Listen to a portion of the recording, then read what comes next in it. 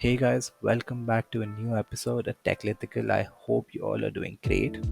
Today there's just one host, it's just me, Samarth Nayyar, and we have a very interesting topic for you on hand.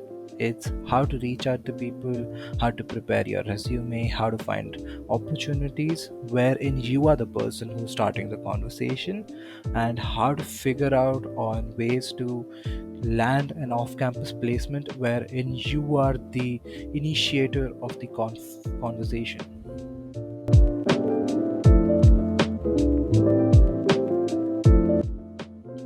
So before we start out with this podcast, I think it's very important for you guys to understand that why am I sitting here? Why am I credible enough to take this podcast to guide people on how to sit for off campus placements, how to reach out to people. So, a little brief introduction about myself. My name is Samarth Nayyar. I am working at Paytm Insider as a product designer. I landed this opportunity through off campus. I did not sit for on campus placements, and that is something I really focused away from. I only focused on off campus placements, and I had a certain ritual I follow, I had a certain pattern I followed, and that is something I'll be going through in this podcast.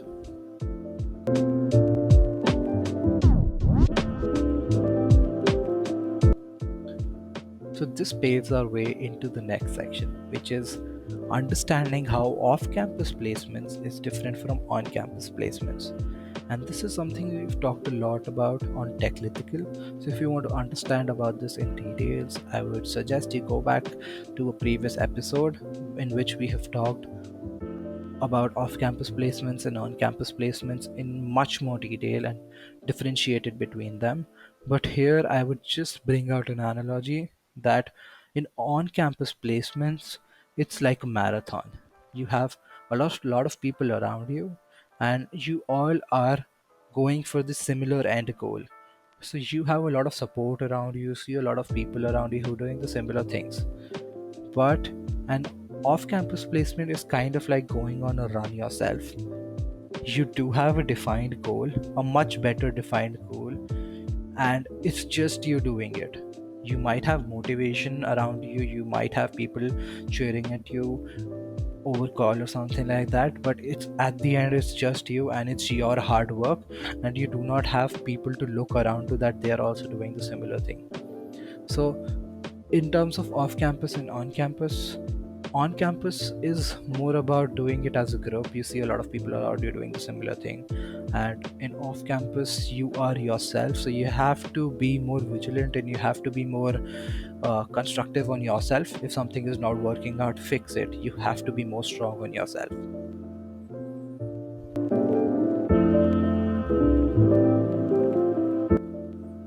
So there are different ways to land an off campus opportunity, and I would categorize these into three different types.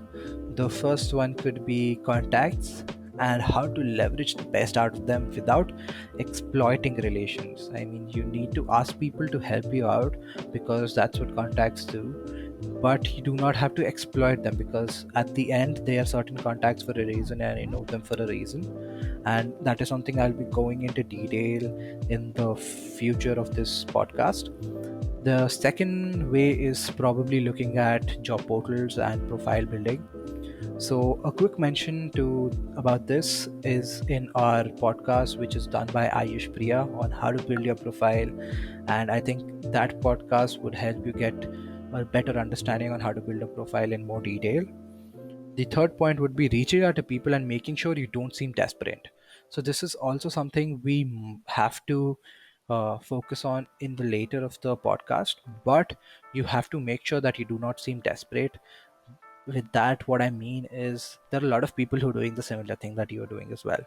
So you do not have to make it look like you are copy pasting stuff or you are just blatantly reaching out to people.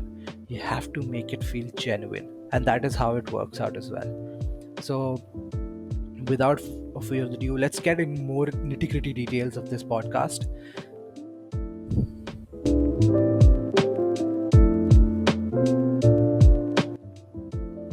So the first thing I would like to talk about is how to find a correct profile for you on different portals and how to focus on what is the best one for you. I think the most important part in this would be probably looking at research. I think if you're sitting for off campus placements, the most important point for you is to do a lot of research and to understand that what exactly your role would be. So you can look at people on Twitter or on LinkedIn who are posting stuff, and you can look at their role.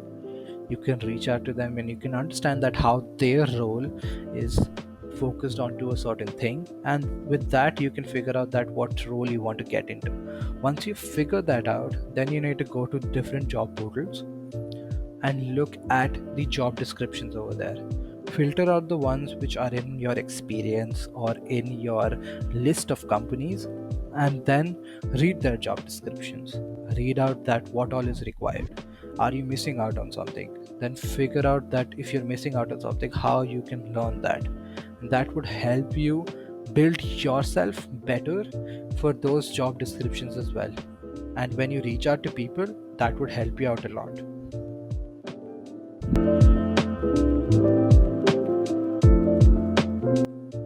So now that you have a job description on your hand, the next thing would be for you to figure out a list of companies that you want to target. So each and every person has a person they look up to, and similarly, they also have a company they look up to. So for me, I had a list of 10 companies that I really, really wanted to get into.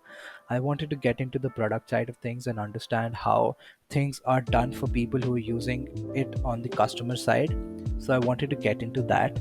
And with that, I created a list of 10 prime companies. So these are the companies I want to get into. But it is always good to have a fallback option. So create a list of second tier companies, which are the ones you would rely on, wherein you if you do not get an opportunity to land the first 10, because you're applying off campus, you do not have that much experience. So there might be an option that you would want to join a different company, but you're working in a similar role.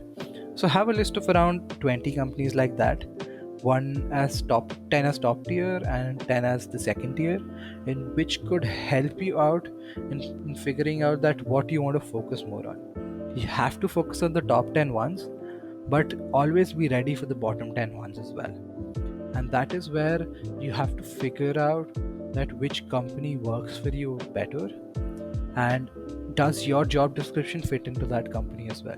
So this takes us back to our previous section in which we talked about figuring out a job description. So once you figured out a job description, it would be much easier for you to figure out a company. Look at the products they're making, look at the actions that are happening in that company, look at their Twitter, look at their LinkedIn, look at the people that are working in that company, and you will understand that what projects are happening in that company. And that is where you realize, okay, this is the company I want to work in. It is much interesting for me. It is doing stuff that I'm very interested in, and that's where you form in your tier list. It's not a 1 day process or a 2 day process. It'll take you months to do this, but it's good to start in your second or third year, so that as soon as you reach your fourth year, you will have a list and you can work on it.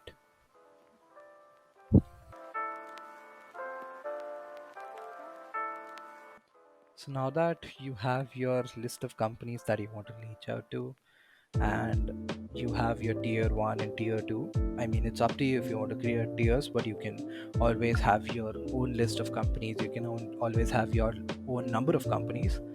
But once you have those figured out, the best thing would be to reach out to people who are in your current job description or a little higher than that in that company. And that is where you reach out to them, that do they have any opportunities, how, if they have any opportunities, how you can build for that.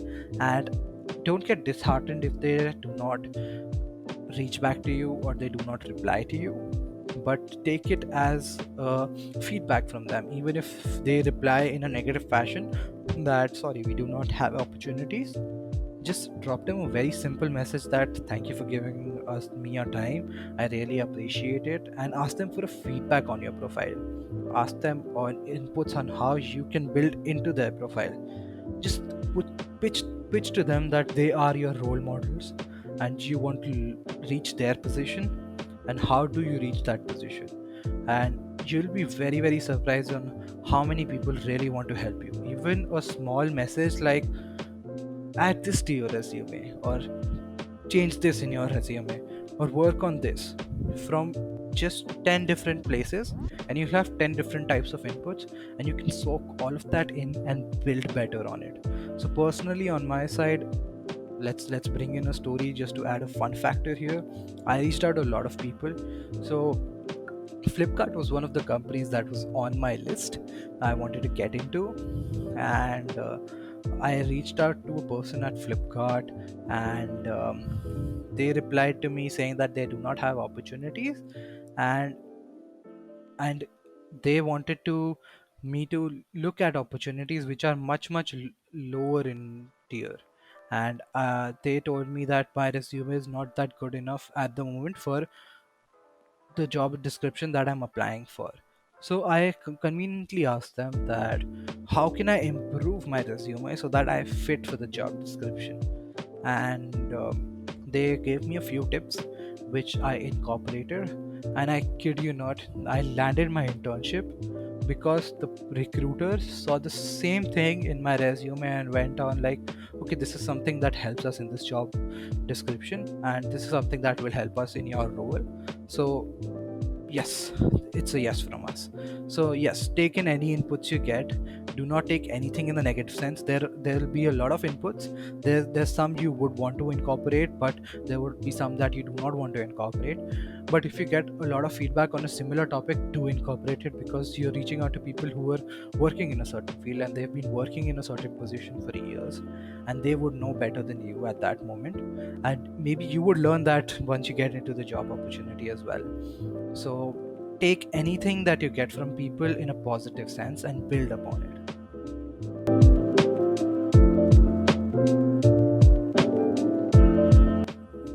So now that I've talked about reaching out to people, let's figure out how to reach out to people, or what way you could reach out to people. I think the best way to reach out to people is to probably find people on LinkedIn who are in your job description or the position you want to apply for, or a step up higher than them.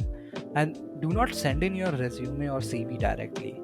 Send in a very genuine message from your side. Make sure you do not make any spelling mistakes, do not have any salutation errors like sir, ma'am. So do not make that error. That is something I've seen a lot happening, so you need to make sure that is rectified on your part. It makes it look more genuine. So your language should be very heartly, and you should say that, hey, this is me, give an introduction about yourself, and then ask the person if you can share your profile, because these people get a lot of profiles in a day. They have a lot of messages during the day, and most of the messages they get have a link or a PDF attached to them, and that is something that is very very negative for them. They look at a message and they cannot read the text because it scrolls down to a PDF or a couple of links. So if they see a question at the end, they would probably just read that question out of curiosity, that what is this person asking. So end your statement by asking them, if it's fine by you, can I share my profile? I would love to have a feedback from you and also get an opportunity at your company as well. So that could work out very well. So try doing that, and once they acknowledge that factor, then reply to them with your resume or CV. That works out better in terms of directly sending it. It might differ from person to person, but I think more people prefer having a resume or CV sent after they acknowledge the fact.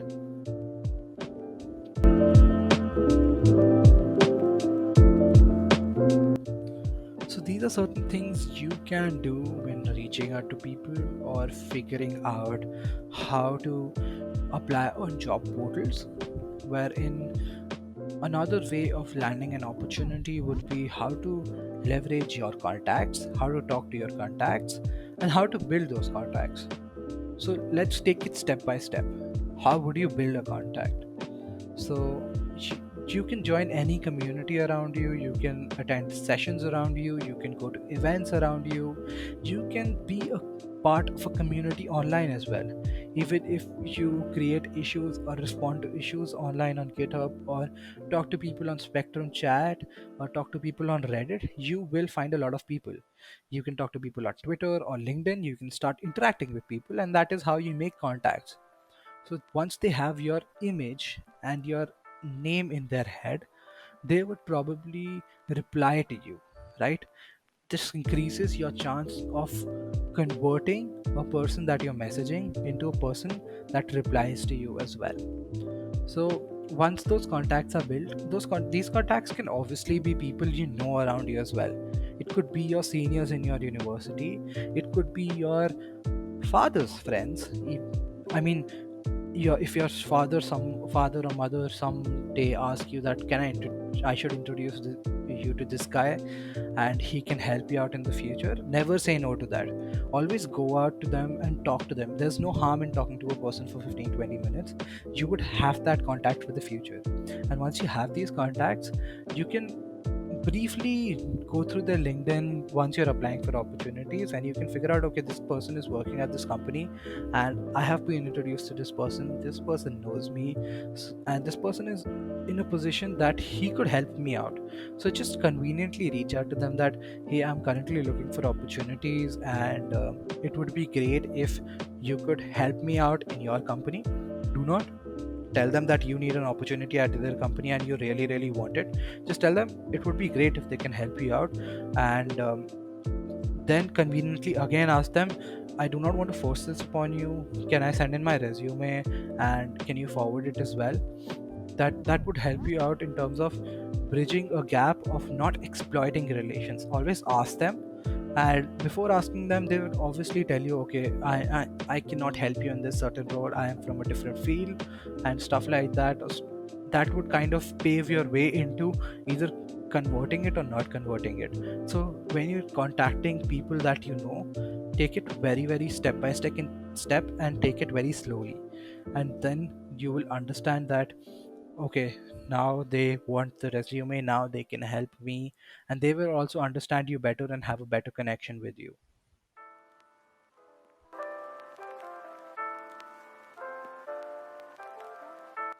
So now that you have all the tips on how to land a off-campus job in which you are the initiator of the conversation, I think there are certain tidbits that you must remember before you do this.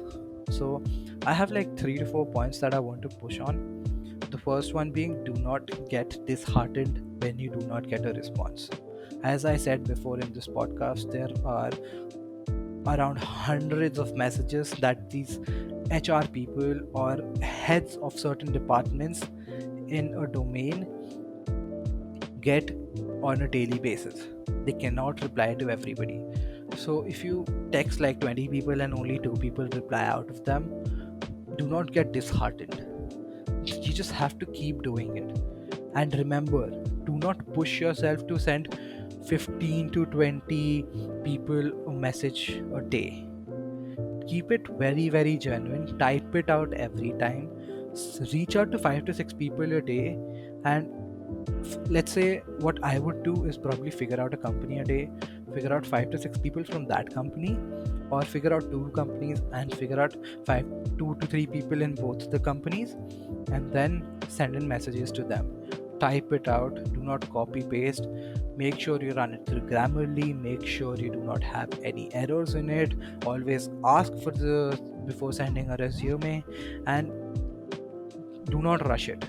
The whole concept here is you do not have to rush it. And once you don't rush it, on one day you will see a lot of people replying back to you as well. And this again brings me back to, do not get disheartened people if people do not reply to you. They have a lot of things on their hand, and if they get time and if they see the message and they see that you genuinely want to be a part of that company, they will reply back to you. There's no shortage of jobs out there. There's only a shortage of genuine people who want jobs out there.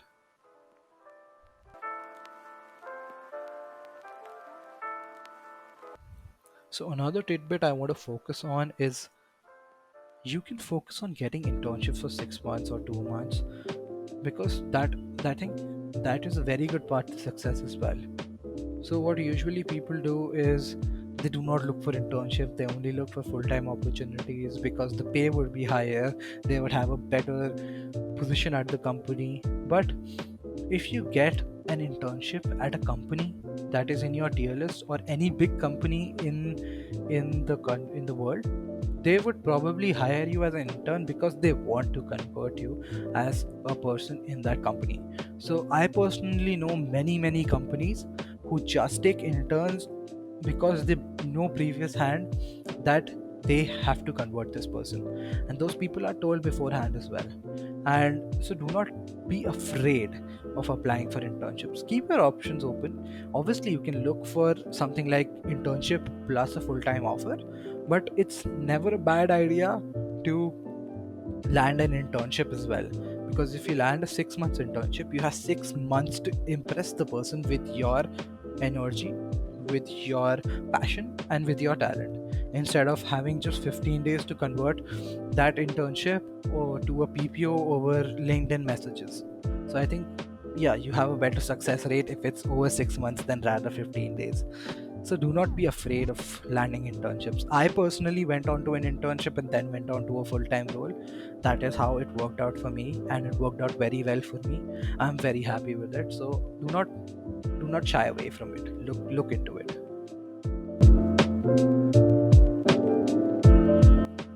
So this brings us to the end of this podcast, in which we have talked about a lot of things off campus, specifically a lot of quick mentions on how to land opportunities of job off campus, contacts, how to leverage the best out of them, job portals, profile building so you have the best profile for your job description, reaching out to people so that you do not seem desperate, making sure you put out your best foot in front, and a lot more tidbits in this podcast.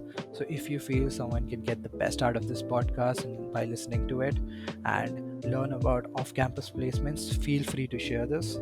We are available on all podcast applications out there.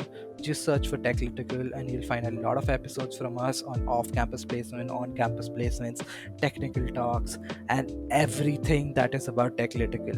Just four friends coming together talking about different topics. And we are also very active on social media, on Twitter and Instagram. So feel free to reach out to us over there. Thank you guys for tuning in, and see you all in the next episode.